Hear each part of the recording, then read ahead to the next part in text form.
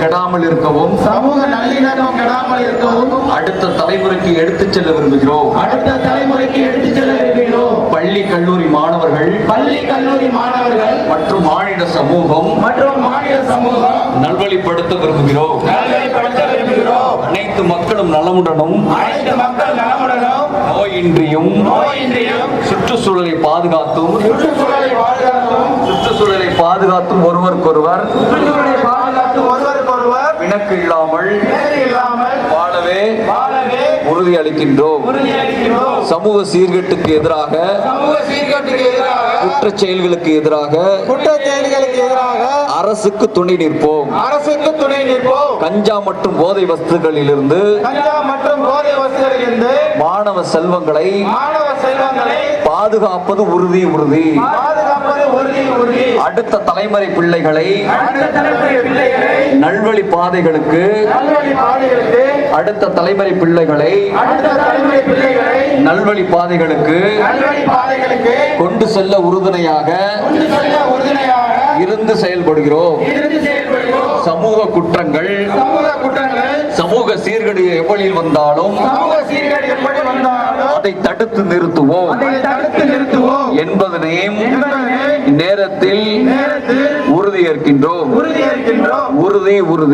உறுதி இறைவனின்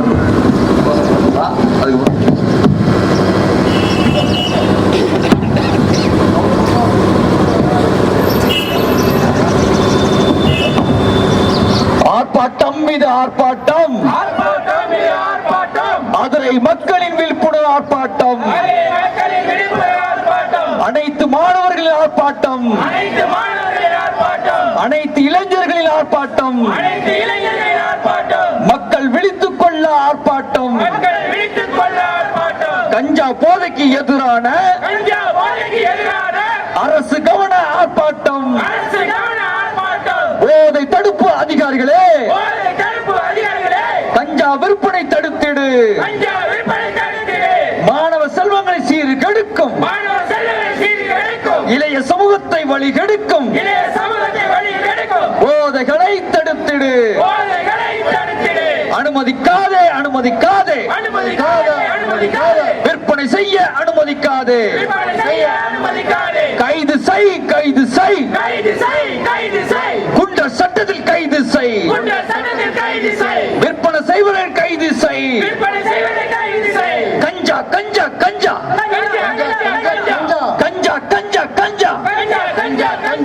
ஊரெல்லாம் சுத்துதே, சிறுவர்களை கெடுக்குதே, மாணவர்களை மாய்க்குதே.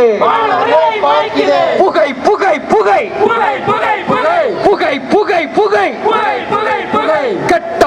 கெட்ட புகை மிக கேடு கெட்ட புகை. பகை அது நமக்கெல்லாம் பகை. நாட்டிற்கும் மாவள புகை. போதை தடுப்பு அதிகாரிகளே, கேக்குதா ஆர்ப்பாட்ட சப்தம் கேக்குதா? அதிகரிக்குது போதை பொருள் அதிகரிக்குது. வந்து போகுதே வீதி வரை வந்து போகுதே. பாதுகாத்திடு படிக்கும் மாணாக்களை பாதுகாத்திடு. இளைய சமூகத்தை பாதுகாத்திடு. சமூகத்திற்கு தீங்கிழைக்கும் அயோக்கர்களை கைது செய்.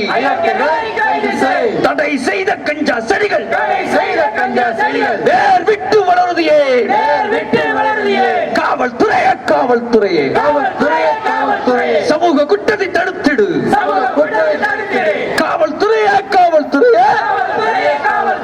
சமூக குற்றத்தை தடுத்திடு. அச்சுறுத்தும் ரவுடிகள் மீது குண்ட சட்டம் வேண்டுமே. பள்ளி கல்லூரி மாணவர்களை சீர்கெடுக்கும் ஆபத்தை ஒழித்திடு. முற்றிலுமாக ஒழித்திடு. ஆர்ப்பாட்டம்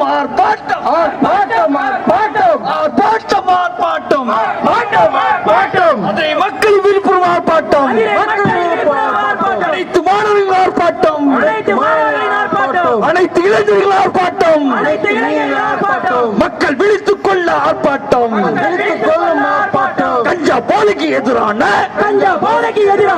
அரசு கவன ஆர்ப்பாட்டம் போதை தடுப்பு அதிகாரிகளே போதை தடுப்பு அதிகாரிகளே கஞ்சா விற்பனை தடுத்திடு மாணவ செல்வங்களை சீர்கழிக்கும் இளைய சமூகத்தை பாதுகாத்திடு போதைகளை தடுத்திடு அனுமதிக்காதே விற்பனை செய்ய அனுமதிக்காதே கைது செய் குற்ற சட்டத்தில் கைது செய் விற்பனை செய்வர்களை கைது செய் கஞ்சா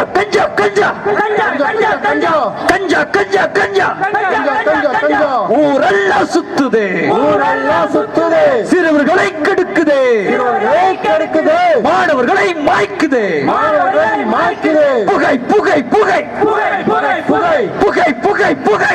புகை புகை கெட்ட புகை கெட்ட புகை கேடு கட்ட கெட்ட புகை பகை பகை பகை அது நமக்கெல்லாம் பகை புகை புகை புகை அது நம்ம கெட்ட புகை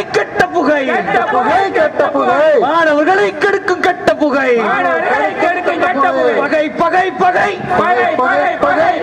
மாணவர்களின் பகை இளைய சமூகத்தின் பகை போதை தடுப்பு அதிகாரிகளே கேக்குதா ஆர்ப்பாட்ட சத்தம் கேக்குதா அதிகரிக்குது போதை பொருட்கள் அதிகரிக்குது வந்து போகுது வீதி வரை வந்து போகுது பாதுகாத்திடு படிக்கும் மாணாக்களை பாதுகாத்திடு இளைய சமூகத்தை பாதுகாத்திடு சமூகத்திற்கு தீங்கிழைக்கும் அயோக்கியர்களை கைது செய் தடை செய்த கஞ்சா செடிகள் விட்டு வளருது ஏன் காவல்துறையே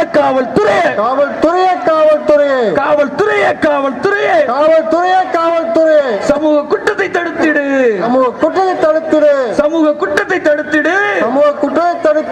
அச்சுறுத்தும் ரவுடிகள் மீது குண்டர் சட்டம் வேண்டுமே பள்ளி கல்லூரி மாணவர்களை சீர்கெடுக்கும் ஆபத்தை ஒழித்திடு முற்றிலுமாக ஒழித்திடு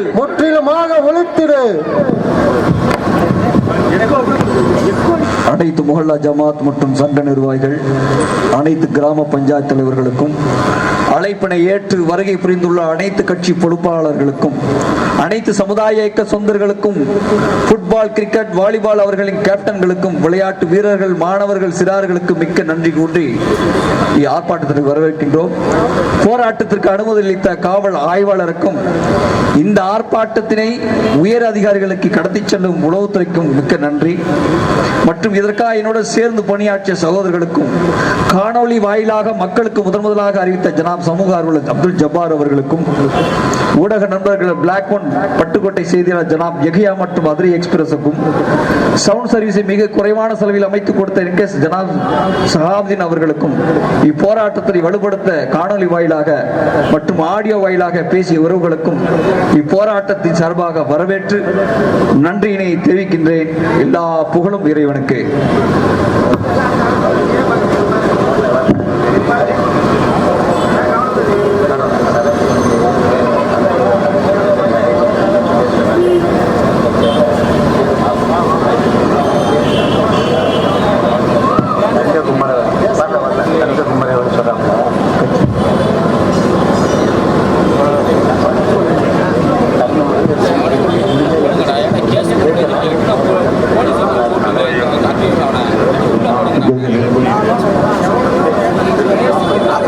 அழைக்கின்றோம். 5 நிமிடம் உங்களிடத்தில் இந்த சட்டம் நுணுக்கங்களை உரையாற்றுவார்கள்.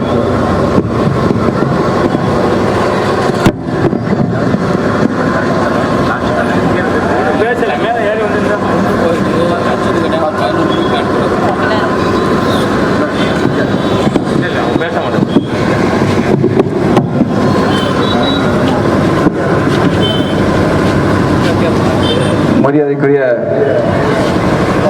தலைமை உரையாக ஏஎஸ்எட் பஷீர் காக்கா அவர்களை உரையாற்ற வருமாறு அன்போடு கேட்டுக்கொள்கின்றேன்.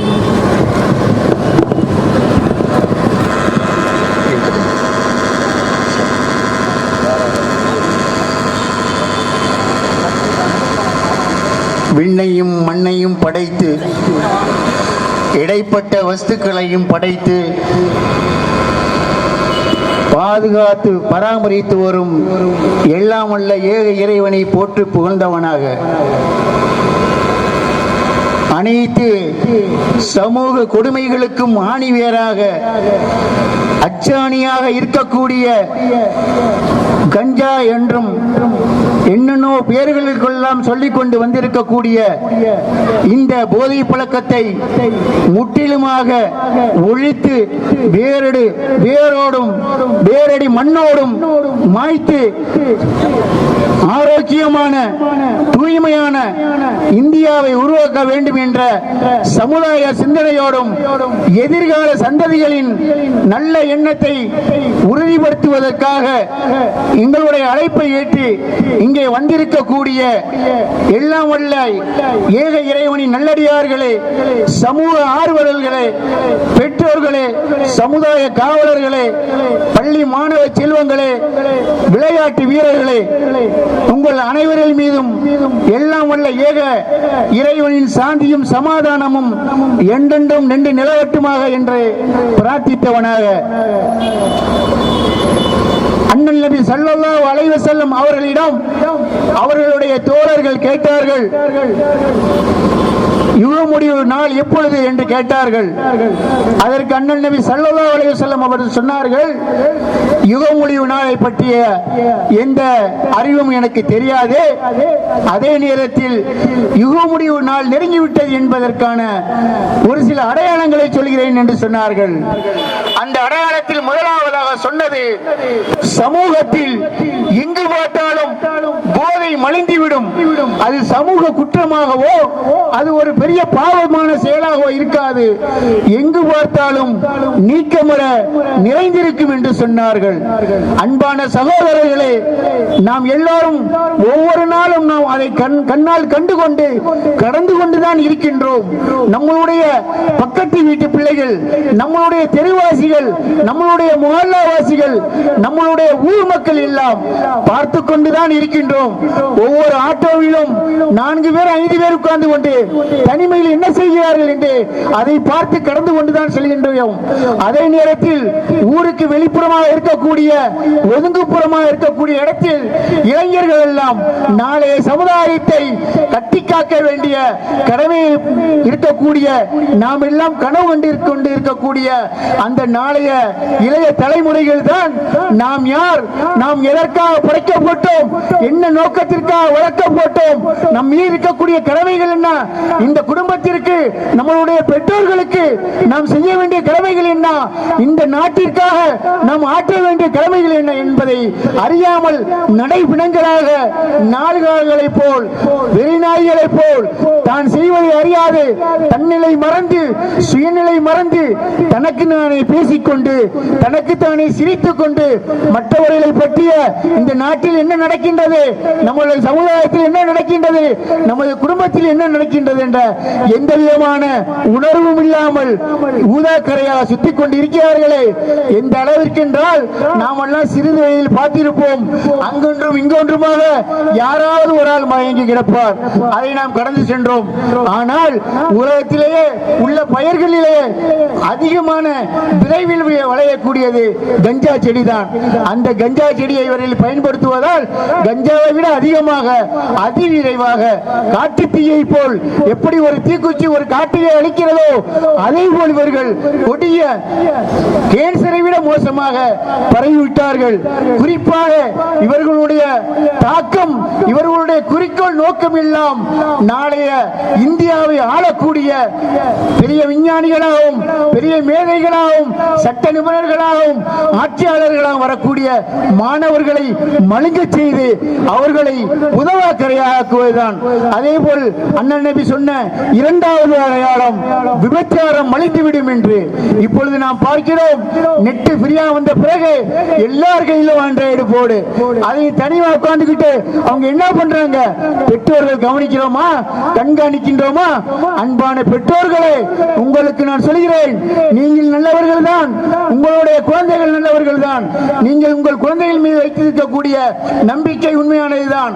நம்பிக்கை வையுங்கள், பாசம் வையுங்கள், அதே நேரத்தில் அவரை கண்காணியுங்கள். இவ்வளவு லேட்டாக வீட்டிற்கு எதற்கு வருகிறான், எங்கு சென்று விட்டு வருகிறான், யாரோடு சேர்ந்து பழகிறான், என்ன செய்து கொண்டிருக்கிறான் என்று உங்களுடைய குழந்தைகளை நீங்கள் கவனியுங்கள். அதே நேரத்தில் பக்கத்து வீட்டு குழந்தைகள், பக்கத்து தெருவில் இருக்க குழந்தைகள் எல்லாமே நம்முடைய குழந்தைகள் தான். பக்கத்து வீட்டில் நெருப்பது என்பதற்காக நம்ம வீட்டிற்கு வரவில்லை என்று நாம் எல்லாம் சும்மா இருக்க முடியுமா? அடுத்த நெருப்பு நம்ம வீட்டுக்கு தான் வரும். நம்ம பிள்ளை நல்லா இருந்தாலும் அவங்களோட குறிக்கோள் என்ன? அழகா கையில திணிச்சு கொஞ்சம் கொஞ்சமா அடிமையாக்கி உதவக்கரையாக்கி விடுகிறார்கள். இந்த கஞ்சாவில் பலதரப்பட்ட மூடிய பலதரப்பட்ட வேதிப்பொருட்களை கலந்து அதை பவுடராக்கி, ஊசியாக்கி, மாத்திரைகளாக்கி பல ரூபத்தில் கொடுக்கிறார்கள்.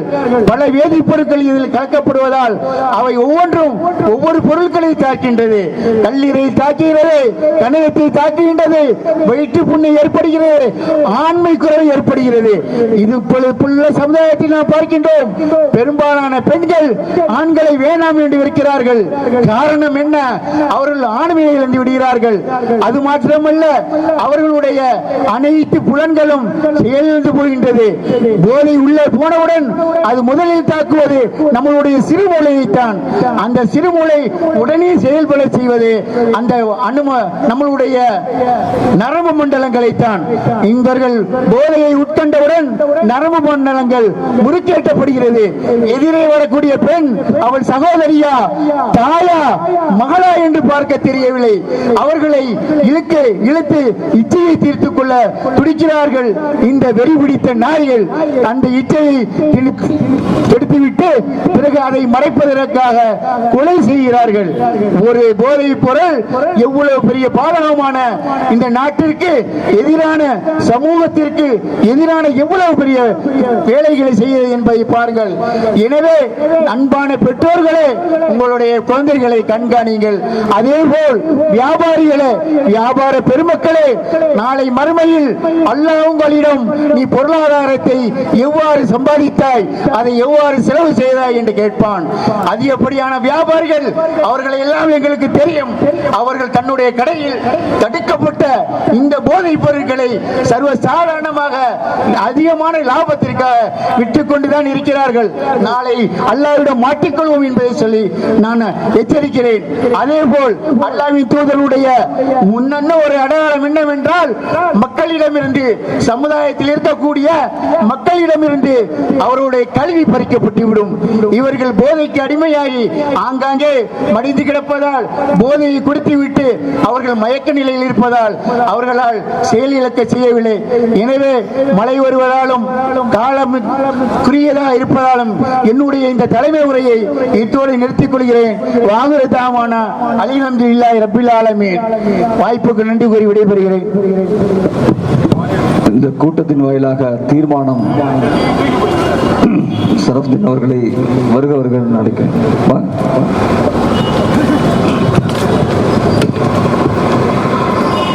ஒரே இறைவன் பெயரால் துவங்குகிறேன். காவல்துறைக்கு எச்சரிக்கை. அவங்களுக்கு அறிவுறுத்துவது என்னவென்றால், சாதிக் நினைவு என்ற அந்த வண்டிப்பட்டைக்கிட்டோம் அவங்க அங்க கஞ்சா குடிச்சுக்கிட்டு இது பண்ணிக்கிட்டு மக்கள் அங்க போறதுக்கு கூட பயப்படுறாங்க. அப்புறம் இந்த விளையாட்டு திடல்களையும் அதே மாதிரி நடக்குது. அது காவல்துறை கட்டுப்படுத்துமாறு உங்களை அன்புடன் கேட்டுக்கொள்கின்றேன். தீர்மானம்: கஞ்சா போதை வஸ்துகளை உடனடியாக தடுத்து நிறுத்த வேண்டும். விற்பனை செய்பவர்களை குண்டர் சட்டத்தில் கைது செய்ய வேண்டும். போதை ஊசிகள், போதை மாத்திரைகளை உடனடியாக தடை செய்ய வேண்டும். நம்பர் லாட்டரி விற்பனை பரவலாக அதிரையில் விற்பனை ஆகிறது. உடனே அதை தடுத்து நிறுத்த வேண்டும். கஞ்சா குடிக்கு அடிமையானவர்களை அரசு தலையிட்டு காப்பகங்களில் சேர்க்க முன்வர வேண்டும்.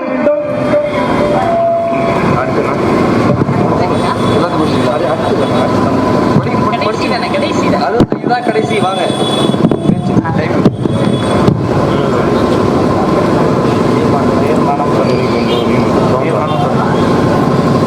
உங்கள் அனைவர் மீதும் இறைவன் அமைதி பொழிவானக. தீர்மானம் வாசிக்கப்படுது. பள்ளி, கல்லூரி மற்றும் விளையாட்டு மைதானங்கள் மற்றும் ரயில் நிலையங்கள் அருகில் விற்பனை செய்யப்படுகிறது. போதை தடுப்பு அதிகாரிகள் இதை கண்காணிக்க அரசு தலையீடு செய்ய வேண்டும் என இக்கூட்டத்தின் வாயிலாக கேட்டுக்கொள்கிறோம். அதிரை பேருந்து நிலையம், ECR சாலையில் உள்ள மதுக்கடையை நிரந்தரமாக மூடவும் இக்கூட்டம் வலியுறுத்துகிறது. நடவடிக்கை எடுக்காத பட்சத்தில் அடுத்த கட்ட போராட்டத்தை மையப்படுத்தி இன்னும் வீரியமாக செயல்படுவோம் என உறுதியளிக்கிறோம்.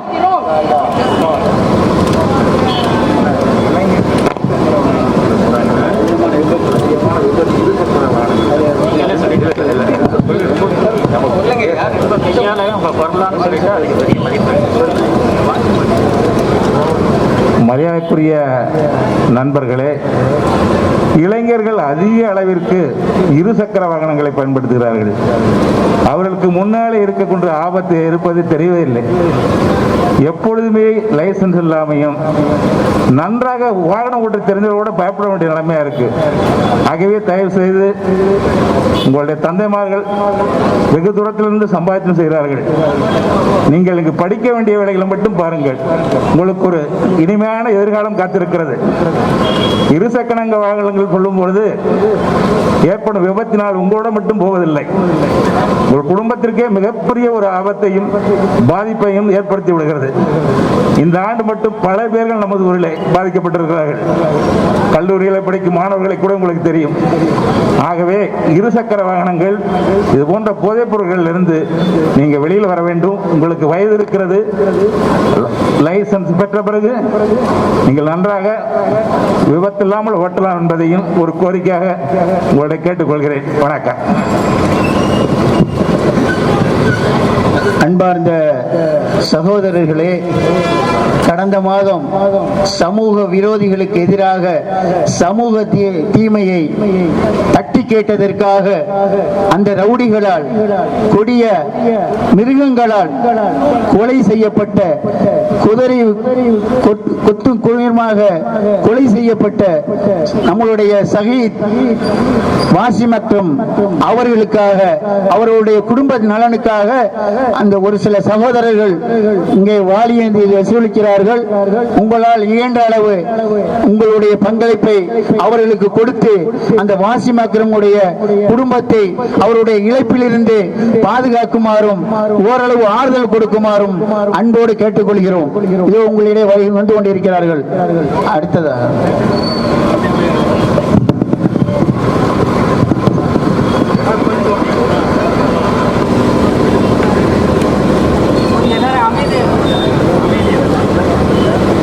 பிரஸ் ரிப்போர்ட் எடுத்துக்கிட்டு இருக்காங்க.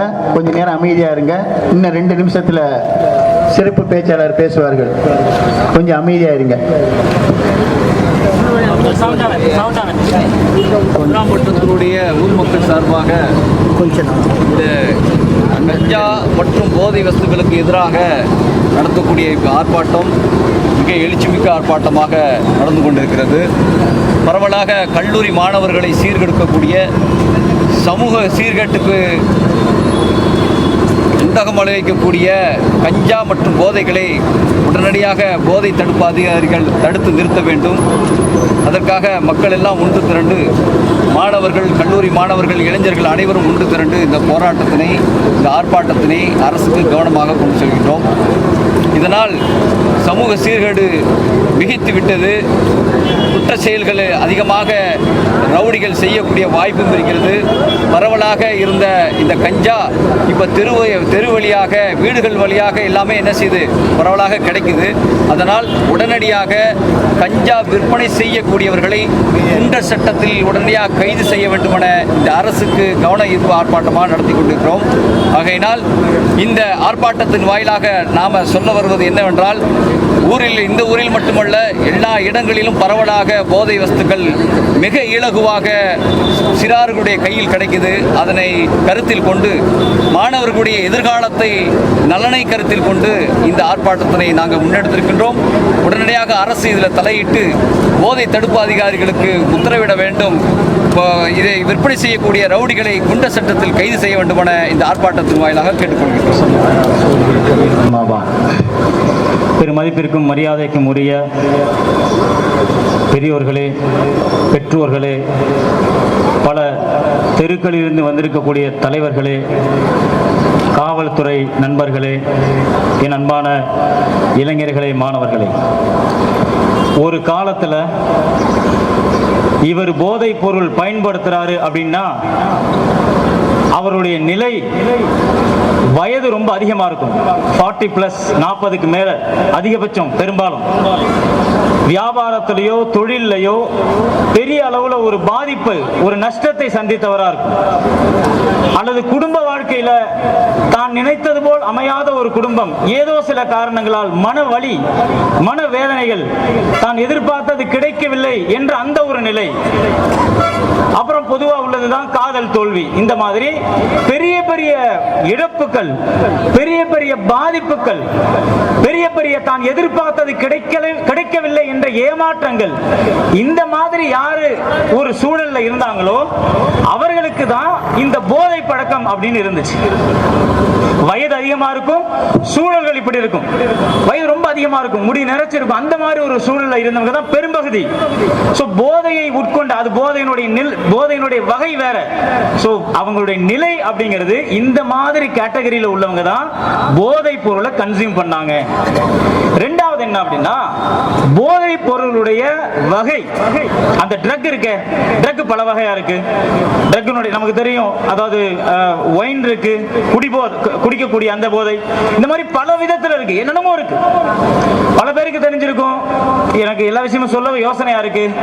தின்னர்ல இருந்து போதை பொருள் பயன்படுத்துறாங்க. தின்னர், ஃபெவிகால் யூஸ் பண்றாங்க, பஞ்சர் ஓட்டக்கூடிய சொல்யூஷன் யூஸ் பண்றாங்க.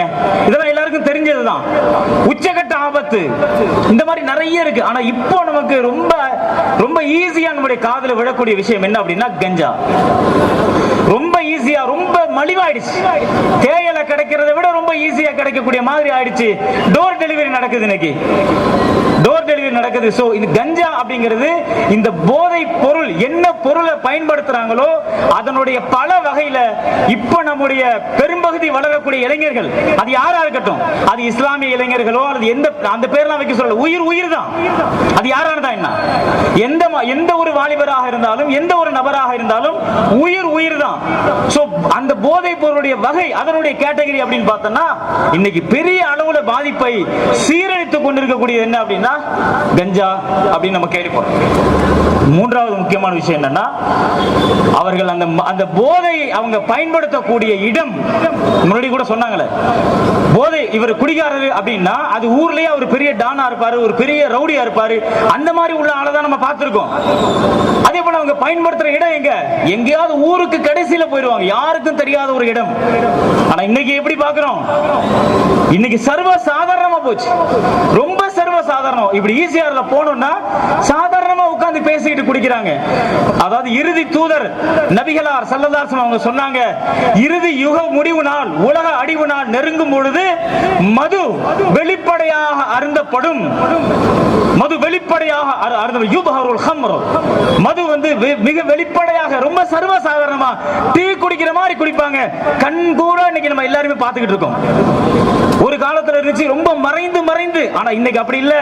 குறிப்பாக எங்கெல்லாம் இந்த கன்ஸ்ட்ரக்டட் ஹவுஸ் இருக்கோ, வீடுகள் கட்டுமான பணியில இருக்குதோ, அந்த வீடுகள்ல போய் மறைந்து குடிக்கிறத பாக்குறோம். எல்லா இடங்களும் இடங்கள்ல போய் பாருங்க, ஒவ்வொரு வீட்டுல ஏதாவது ஒரு ரூம்ல வீடு கட்டுறவங்களுக்கு அதை ஃபுல்லா கம்ப்ளீட்டா ஃபென்சிங் பண்ணி வைக்கணும், அதை அடைச்சு கதவு போட, இல்ல அந்த வீடு ஒரு குடிகார வீடாக மாறிவிடும். எத்தனையோ வீடுகள் அந்த மாதிரி பாவம் அவங்களுடைய நாலேஜ்ல இல்ல, ஆனா அதை உடனடியா நம்ம பாதுகாக்கணும். சோ குடிக்கக்கூடிய நிலை, குடிக்கக்கூடிய வகை, குடிக்கக்கூடிய இடம், பாதிப்பு. அந்த காலத்துல நான் என்ன பாதிப்பு வரும் கேள்விப்பட்டிருக்கோம். சொல்லுவாங்க அந்த குடும்பத்தினுடைய பேரு கெட்ட போச்சு, தனி மனித பாதிப்பு ஏற்படும், தனி மனித இண்டிவிஜுவல் டேமேஜ் ஏற்படும், தனி மனித பாதிப்பு. அவருடைய உடம்பு கெட்டு போகும், அவரை சுத்தி உள்ள சின்ன ஒரு அளவுல உள்ள அந்த ஒரு இதுதான் கெட்டு போகும். பாதிப்புகள் ரெண்டு விதம், ஒன்னு இருக்குது வெளிப்படையான பாதிப்பு, உள்ரங்கமான பாதிப்பு. அவருடைய உடல், அவருடைய குடும்பத்தினுடைய பேரு, அது எல்லாமே கெட்டு போறது ஒண்ணு. இன்னைக்கு உள்ள பெரிய பாதிப்பு என்ன தெரியுமா?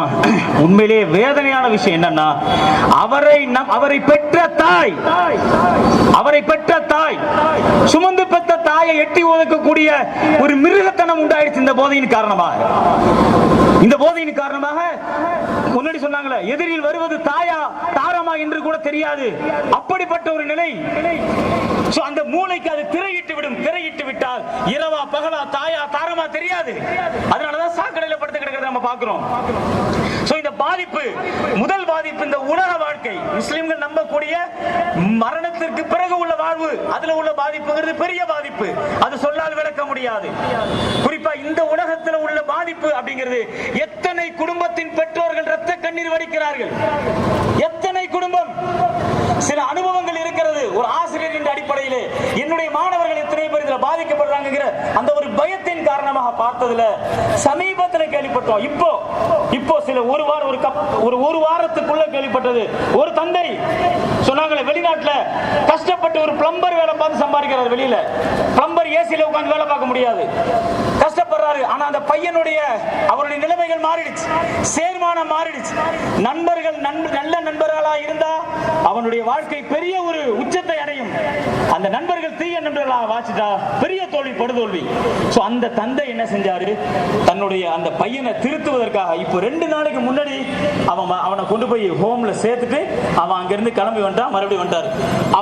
அவருடைய வாழ்க்கையை இழந்து நிற்கிறாரு, தந்தை வாழ்க்கை இழந்து நிற்கிறாரு. சம்பாதிக்க முடியல, சம்பாதிக்கிற பணம் எல்லாம் இவனுக்கே போகுது. கத்திய தூக்குறாரு தந்தையை குத்துறதுக்கு, அவர் தூக்கல, அந்த போதை தூக்க சொல்லும், அந்த போதை மூளைக்கு திரையிட்டுரும். அது எது நல்லது எது கெட்டதுன்னு தெரியாது. அதனாலதான் நபிகளார் அதுக்கு பேர் சொன்னாங்க ஹம்ர். இறைவன் அல்லாஹ் பேர் சொன்னா அதற்கு பேர் ஹம்ர் என்று பேர் சொன்னா. ஹம்ர்னா திரை, கர்டன். அது ஒரு திரை போட்டுரும். திரை போட்டா அந்த பக்கம் உள்ளது இந்த பக்கம் தெரியாது. ஆத்திரக்காரனுக்கு புத்தி மட்டும்பாங்க, குடிகாரனுக்கு அதேதான். ஆகையினால நாம நம்முடைய பாதிப்புகள் அப்படின்னா, நான் சொல்லுவேன், ஒரு சில கொஞ்ச நாளைக்கு முன்னாடி ஒரு சின்ன அனுபவம் ஏற்பட்டுச்சு. கிட்டத்தட்ட 70க்கும் மேற்பட்ட வாலிபர்கள், நான் சொன்னேன் வயது எதுக்காக சொன்ன ஆரம்பத்துல, ரொம்ப வயசு உள்ளவங்கன்னு, 6வது படிக்கக்கூடிய அந்த பையனுடைய கையில கஞ்சா, இது அல்லமின் பள்ளிவாசல பிடிக்கிறோம். 6வது படிக்கக்கூடிய பையனுடைய கையில கஞ்சா இருக்கு, வீடியோ சுருட்டி வச்சிருக்கான். ஸ்கூல் போற பையன், ஜோன்னா பையோட.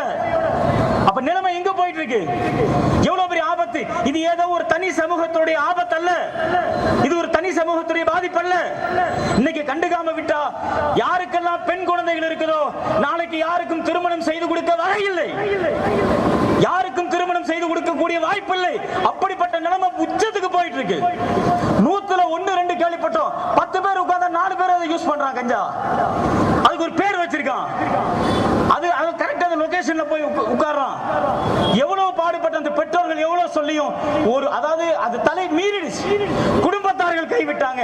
இது கதைகள் நான் சொல்லவில்லை, அனுபவத்தில் இறங்கி பார்த்ததை சொல்கிறேன். அன்பானவர்களே, இந்த பாதிப்பு இம்மை ஒரு பாதிப்பு, இந்த உலகில் ஒரு பாதிப்பு. ரொம்ப குறுகிய கால வாழ்க்கை, 60க்கும் 70க்கும் உட்பட்ட வாழ்க்கை. இங்க கேவலம் எத்தனை சின்ன வாலிபர்களுக்கு கிட்னி போயிடுச்சு தெரியுமா? சின்ன வாலிபர்கள், ஸ்கூல்ல படிக்கிறவனுக்கு கிட்னி ஃபெயிலியர். எப்படி வருது? நிக்க முடியல, கொஞ்ச தூரம் ஓட விட்டா வீசி இறக்கிது அவனுக்கு பயங்கரமா. ஹோம்ல சேர்த்தாச்சு, ஷோல்டர் தொட்டு பார்த்தா மாவு மாதிரி இருக்கு. ராக் ஷோல்டர் மாவு மாதிரி இருக்கு. கைவிட்டாங்க. மூச்சு மட்டும் தான் போயிட்டு இருக்கு. இவன் வாழ தகுதி அடைந்து விட்டான். 14 இயர்ஸ், 14 வருஷம், 18 வருஷம், கல்லூரி படிக்கிறாங்க. ஹாஸ்டல்ல போய் சேர்க்கிறோம். என்ன கண்காணிப்பு இருக்கு? எத்தனை பிள்ளைங்களுடைய வாழ்க்கை போகுது? இந்த நாட்டை சொன்னாங்களே, நாளை நாட்டில் பல துறைகளை இந்த மக்களுக்கு வழிகாட்டக்கூடிய எத்தனை துறை தலைவர்கள் இன்னைக்கு போதைக்கு அடிமையாகி கொண்டிருக்கிறார்கள். ஏதோ 1-2 கழிச்சு கட்டிட்டு போயிடலாம். இது மேக்ஸிமம் பர்சன்டேஜ் இப்படி வந்தா நாளைக்கு நம்ம ரோட்ல நடமாட முடியாது. நம்ம ரோட்ல நடமாட முடியாது. ஈஸியா கத்தியை வச்சுட்டு கொண்டு போயிடுவான். இன்னைக்கு நடக்கக்கூடிய விஷயங்கள் நம்ம கண்குள்ள பார்க்கிறோம். சோ பாதிப்புகள், தீர்வு என்ன?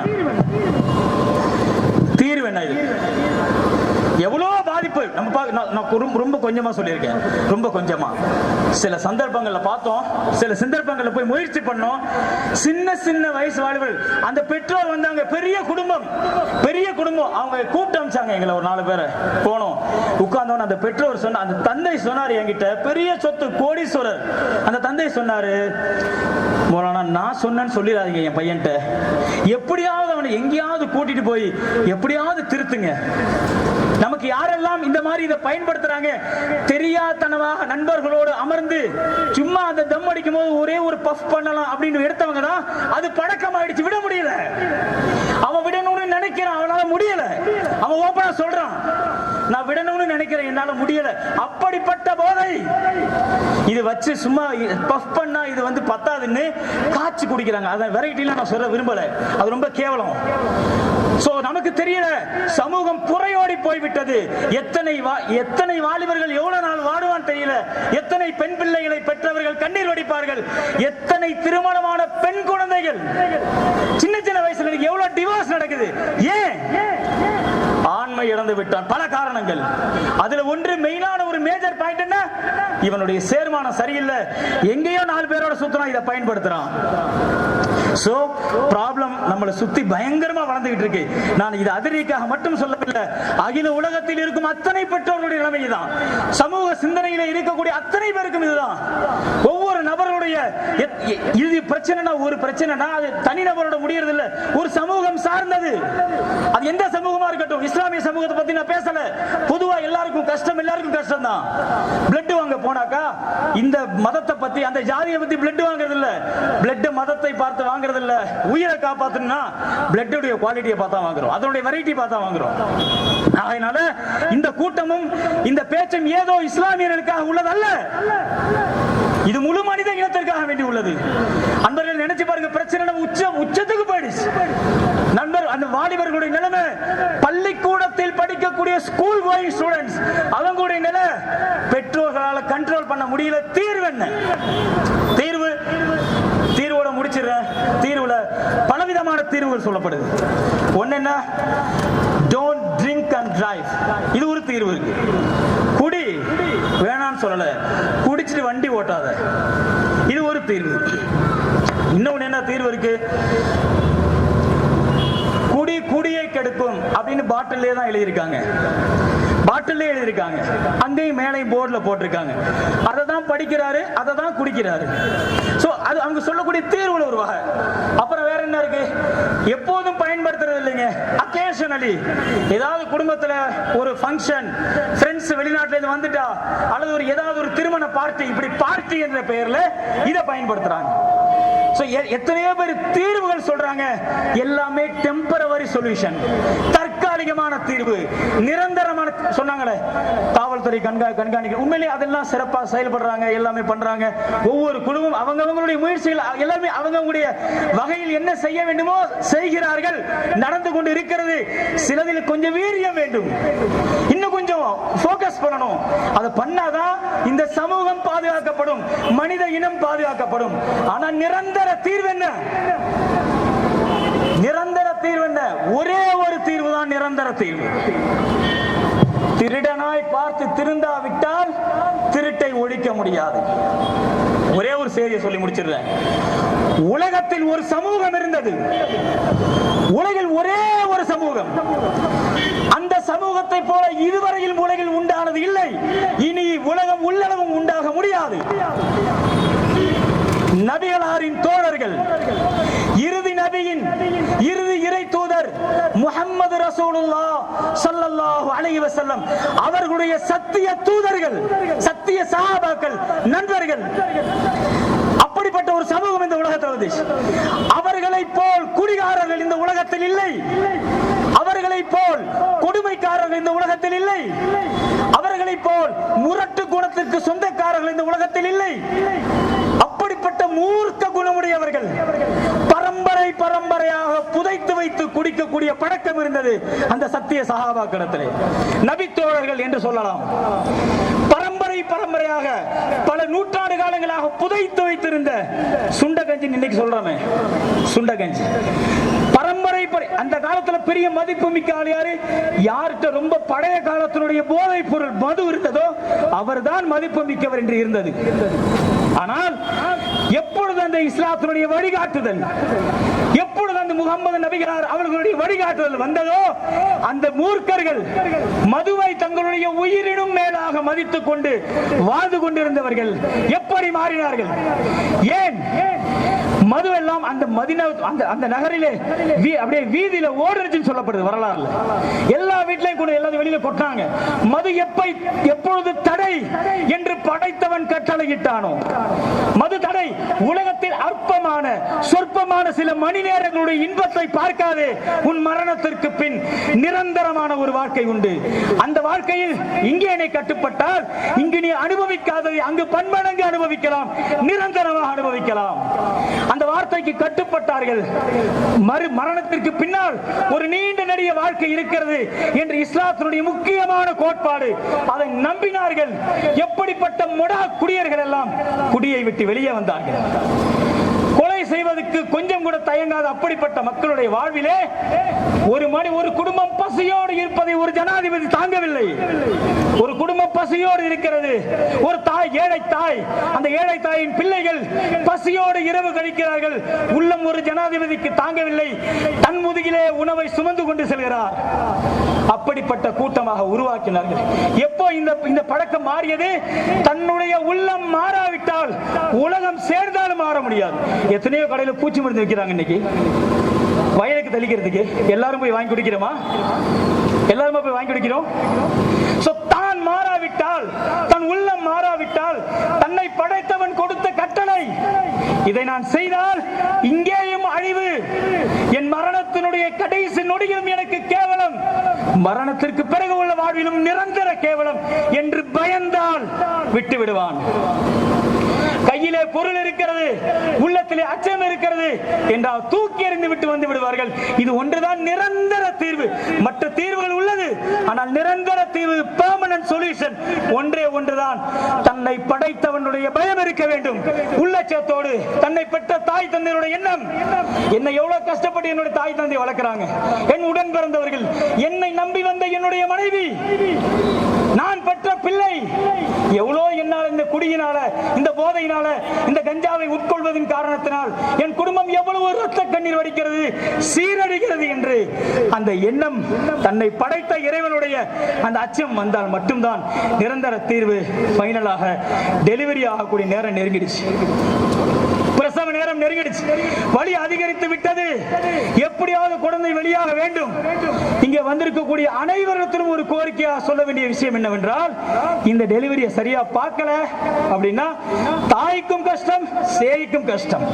நமக்கு கண்ணில் தெரியுது, இந்த மாணவன், இந்த இளைஞன் பயன்படுத்துறான், இவர்களோட சேர்ந்து நடக்குது, நமக்கு ஏன் பிரச்சனைன்னு போனா, நம்முடைய குடும்பத்தில் உள்ள ஏதோ ஒரு பெண்ணுக்கு அவன் கணவனாக வந்தால் நாளைக்கு எவ்வளவு கஷ்டம். அப்ப என்ன செய்யணும்? நார்மல் டெலிவரிக்கு ட்ரை பண்ணுங்க. கூப்பிட்டு வச்சு பேசுங்க. யாரை வைத்து பேசினால் அவனுடைய கண்ணியம் பாழ்படாமல், யாரை கூப்பிட்டு அவங்களுக்கு அட்வைஸ் பண்ணா, அவங்களுக்கு ஒரு கவுன்சிலிங் கொடுத்தா அவர் மாறுவாரோ அந்த மாதிரி நபரை வச்சு அதை மாறுறதுக்கு முயற்சி பண்ணுங்க.